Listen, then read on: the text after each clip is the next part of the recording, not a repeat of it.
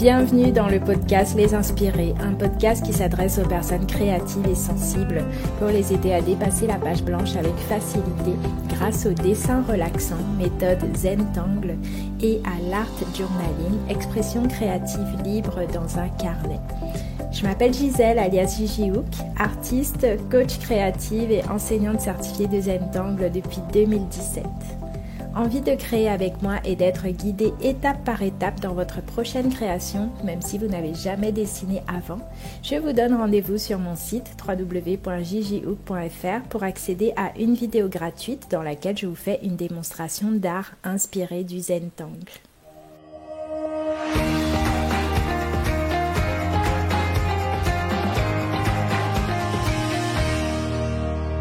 Vous êtes nombreuses à me dire que vous pratiquez la méthode Zentangle, parfois depuis peu ou alors depuis longtemps, et que vous aimeriez passer sur toile, vous exprimer sur toile en utilisant l'art inspiré du Zentangle et le mixed media. Dans cet épisode, je vais partager avec vous toutes mes astuces pour faire de l'art inspiré du Zentangle sur toile.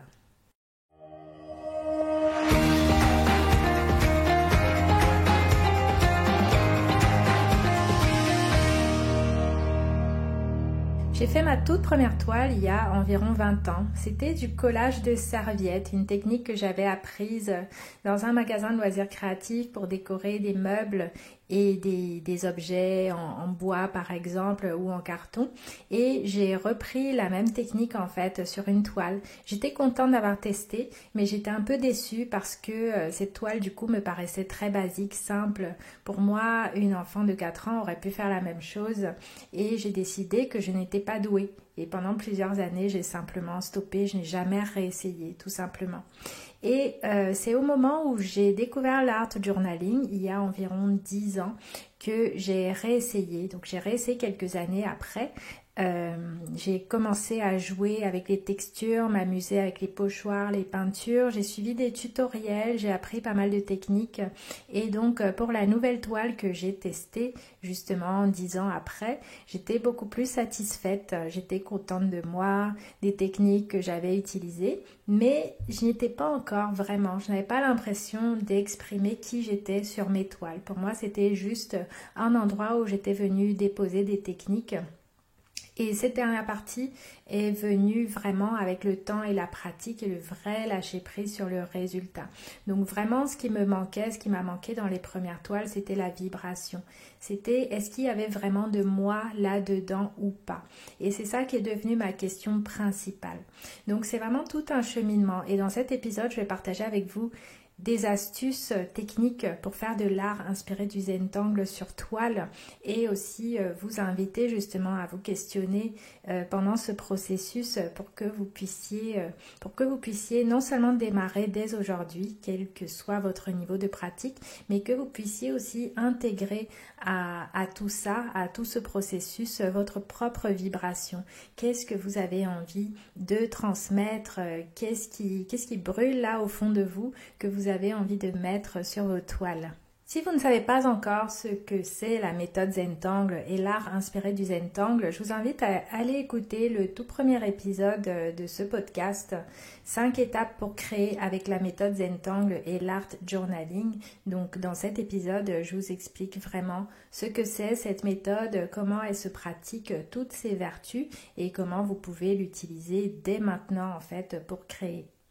Donc si jusqu'ici vous n'avez pratiqué le Zentangle et l'art inspiré du Zentangle que sur des petits formats, que sur des petits supports, par exemple le carré classique Zentangle qui fait 9 par 9 cm environ, ce que j'aimerais vous inviter à faire dans un premier lieu, c'est vraiment d'y aller progressivement, pas à pas.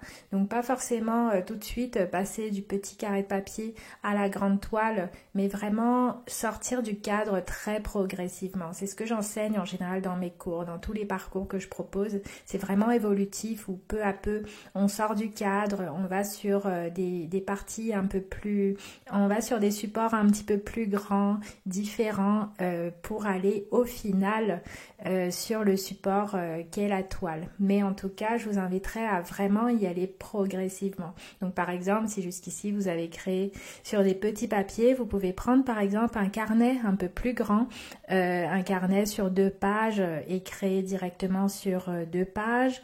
Un carnet format A5 par exemple, c'est déjà beaucoup plus grand. Et en créant sur un format beaucoup plus grand de ce type, vous allez commencer à vous familiariser avec ces formats-là, avec une façon légèrement différente de s'exprimer. Par exemple, naturellement, vous allez sans doute devoir changer de feutre parce que sur des petits carrés de papier, on dessine avec des feutres de précision très très fins, par exemple des feutres de taille 0,1.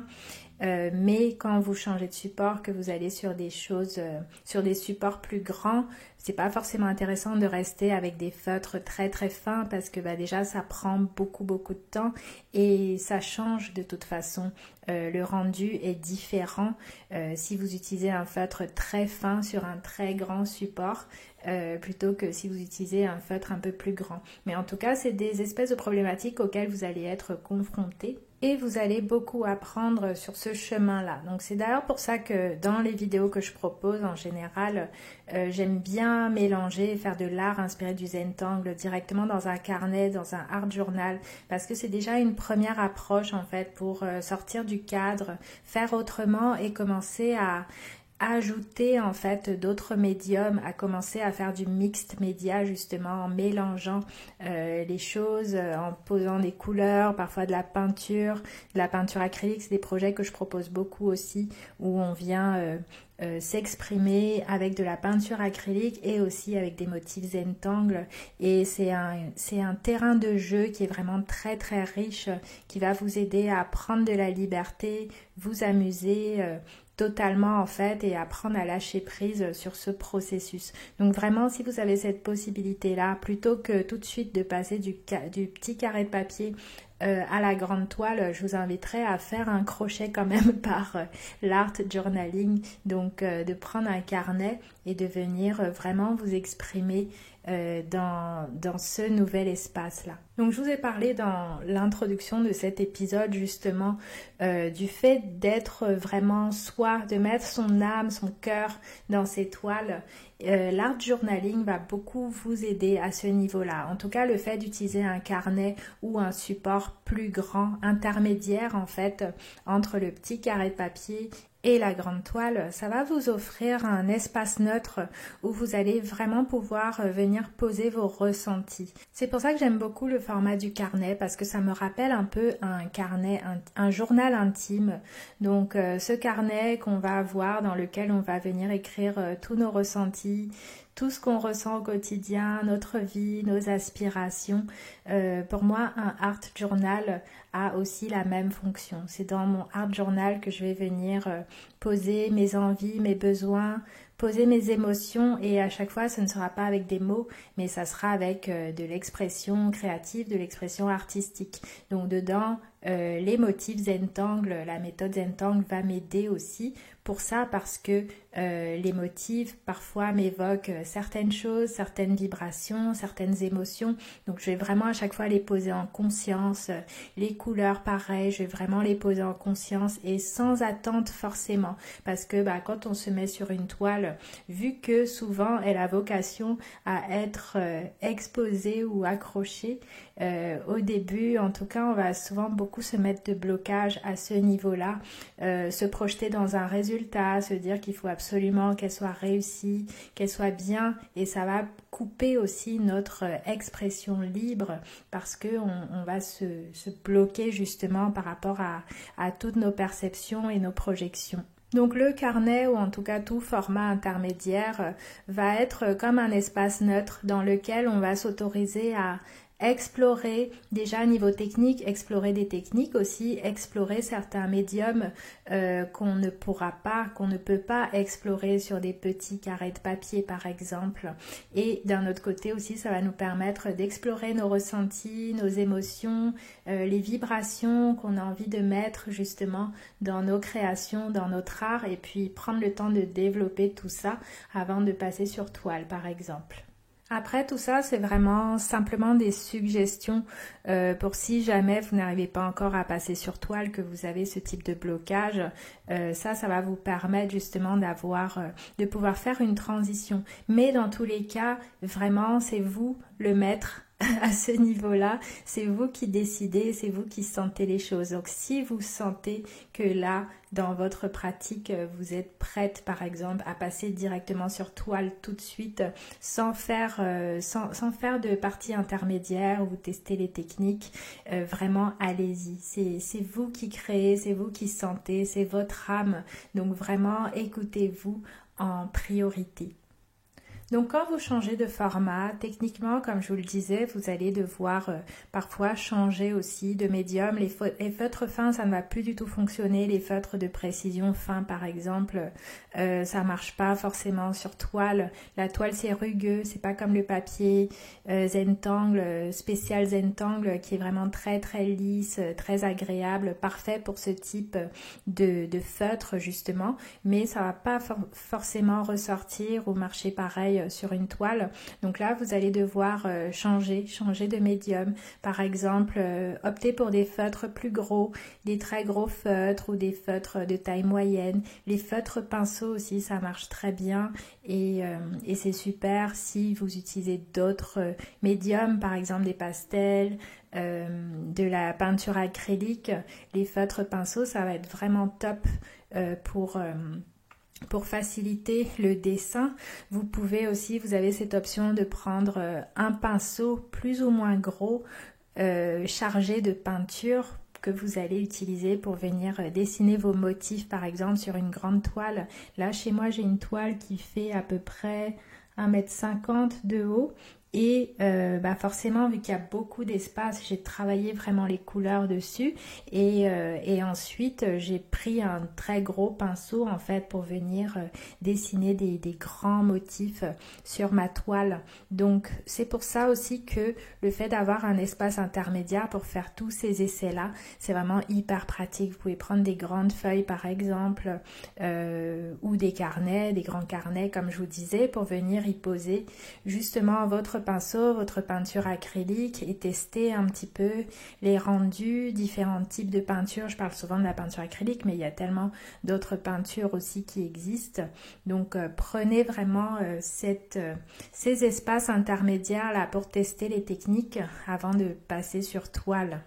Donc vous pouvez par exemple vous donner un petit objectif, un petit challenge, simplement un challenge d'expression intérieure, d'expression personnelle, où vous pouvez vous donner un laps de temps, vous dire que là pendant une semaine ou pendant 2 semaines ou pendant 1 mois, vous allez vraiment prendre le temps de remplir régulièrement des pages ou des grandes feuilles par exemple, en y posant vos émotions avec des couleurs, avec des motifs et vraiment vous lâchez à ce niveau-là, vous laissez cet espace-là. Vous pouvez en faire 10, 15, 20, peut-être 2, 3, 4, comme vous le sentez en fait, pour commencer à vous exprimer en fait, vous exprimer de plus en plus librement. C'est ça en fait, la dernière astuce que je veux partager avec vous, c'est le fait de garder votre liberté.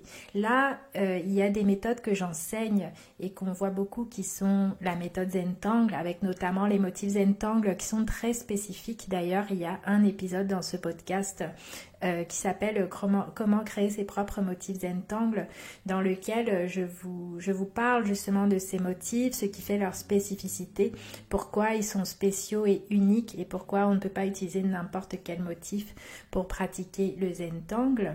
Mais ce sont des outils en fait et ce ne sont pas les seuls qui existent. Vous pouvez aussi faire des motifs beaucoup plus libres. Vous pouvez faire du doodle par exemple. Vous pouvez simplement travailler la couleur en fait, travailler des dégradés de couleurs ou autres et décider de vous exprimer uniquement par la couleur selon votre médium préféré. Ça peut être uniquement des collages aussi ou alors une association de tout ça. En fait, c'est mon message pour vous, de garder vraiment le maximum de liberté et de pas forcément vous enfermer dans une technique. Comme là, dans l'introduction de cet épisode, je vous donnais cet exemple où j'ai fait ma première toile il y a 20 ans et c'était une technique, c'était le collage de serviettes. Donc j'avais choisi mes motifs, mes serviettes, je les ai collées, je les ai agencées et en fait je n'étais pas satisfaite et j'ai totalement abandonné en fait, tout simplement en me disant c'est pas pour moi, je suis pas douée, alors que clairement ça n'avait rien à voir et que j'aurais pu vraiment me lâcher, me donner de la liberté, rajouter des choses en fait sur ma toile, continuer à l'explorer, j'aurais pu repasser de la peinture dessus, tout recouvrir pour recommencer par exemple, il y a tellement de possibilités, donc j'aimerais vous inviter à ça, à garder le maximum de liberté, développer votre liberté au maximum, pas se fermer dans une seule technique, dans un seul médium. Si vous, bien sûr, peut-être que vous vous sentez bien uniquement dans un médium et dans ce cas, allez-y à fond. Mais s'il y a des choses qui vous conviennent pas totalement, que vous sentez qu'il manque quelque chose, que vous aimeriez ajouter encore plus de vous dans tout ça, ouvrez-vous au maximum, donnez-vous de la liberté pour pouvoir vous exprimer sur vos toiles. C'est d'ailleurs ce qu'on travaille beaucoup dans l'un de mes programmes, le programme S'inspirer en fait, où j'y partage des vidéos chaque jour d'inspiration avec différentes techniques et médiums, des collages et autres, des motifs Zentangle, parfois des motifs qui ne sont pas des motifs Zentangle, enfin plein de choses pour pouvoir s'ouvrir au maximum en fait et avoir tout un panel qu'on peut venir utiliser ensuite, notamment par exemple sur ces toiles. Si vous vous motivez à faire une toile après avoir écouté cet épisode, n'hésitez pas à venir la partager avec moi sur les réseaux sociaux avec le hashtag lesinspirésjijihook. Vous pouvez me mentionner @jijihook, JIJIHOOK sur Instagram et sur Facebook et je serai ravie de venir voir votre création. En tout cas, si vous avez aussi envie de tester l'art inspiré du Zentangle, je vous invite à aller voir la vidéo que je propose sur mon site, une courte vidéo d'introduction dans laquelle je vous guide pas à pas justement pour utiliser avec de l'aquarelle, pour utiliser la couleur et les motifs Zentangle pour créer. Si cet épisode vous a plu, je vous invite à me soutenir en laissant 5 étoiles et ou un avis sur Apple Podcast et ou sur Spotify.